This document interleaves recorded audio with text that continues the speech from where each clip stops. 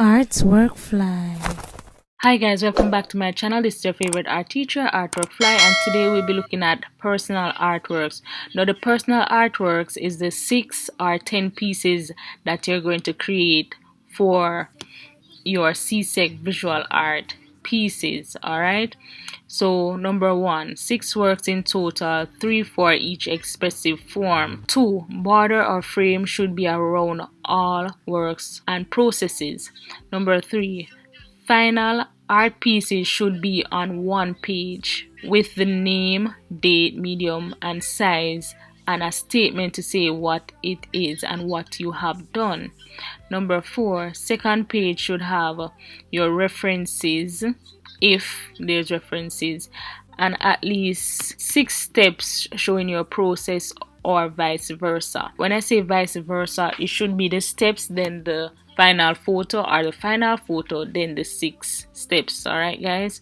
Number 5, each step should be numbered and state what is the step. So see below. So on that one page, you'd have your photograph, big, bold, clean, with borders around it, and you have the date, medium, size, and a quick statement to say what it is and what you have done. Okay, then you're going to have your steps. So for example, step 1, drawing the body. This is the body of the butterfly.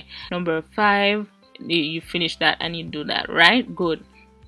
And then you could have the final one, small, just the same, the drawing completed with details. Alright, so these are just examples. You could put more if you want, or less. So it could be vice versa. You could put this first, then this, or this, then this. It depends on what your teacher wants. Alright, so this is another example of how you could set it up in your journal. You could lay it out like this, 4 on one page instead of 6 like that or 7 like that. You could put 4 on one page and the others like this, and the final one is big. Please remember to like, share, comment, subscribe, and hit the bell so you can always know when I upload.